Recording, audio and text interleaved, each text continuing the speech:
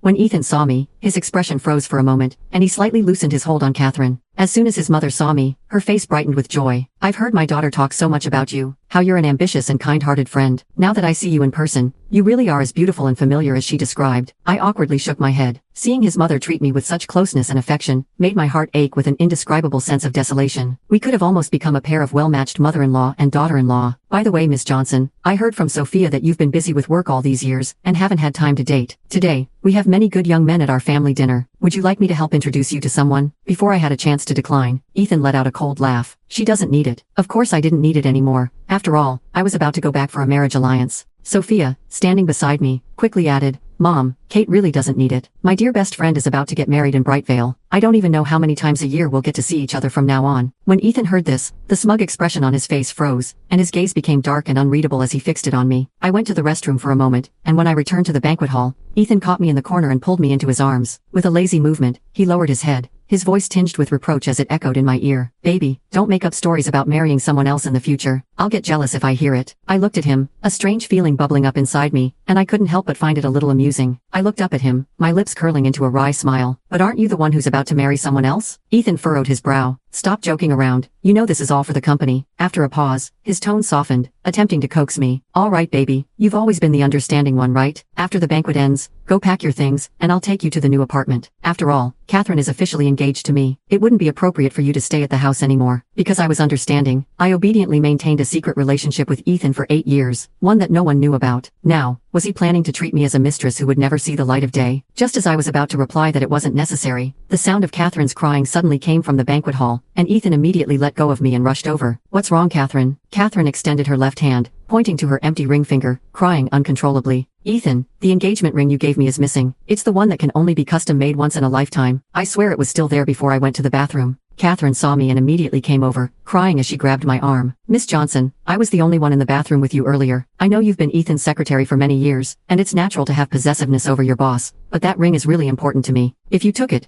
please, I'm begging you, give it back." Catherine's actions immediately made everyone believe I was the culprit who had stolen the ring. I knew all those female secretaries were no good. She deliberately tries to make herself look like Miss Wen, but no matter what she does, she'll always be beneath her. Does she really think she can use underhanded tactics to take her place? Exactly. And she even had the nerve to steal the engagement ring. A lowly woman like her should be forever banished from our circle. Various harsh and mocking words were thrown at me. I instinctively looked at Ethan, but all I saw was his face darkening as he shouted at me, "Take it out." Even though I knew he didn't love me, I couldn't believe that in his heart, he truly thought I was capable of doing something like this. I've never even seen the ring. How could I have taken it? I gritted my teeth, desperately holding back the tears. I couldn't cry here. If I cried, it would mean I had truly lost. Ethan shook his head, his eyes filled with disappointment. "You're still lying? If you're not going to return it, I'll have to search you myself." With that, he called over a few housekeepers and ordered them to search me on the spot. Sophia rushed over. "Don't treat Kate like this. I've known her for so many years. She could never be the kind of person to do something like this." Her mother also anxiously tried to intervene. "Yes, Ethan, I don't think Miss Johnson looks like someone who would do such a thing. Could there have been some misunderstanding?"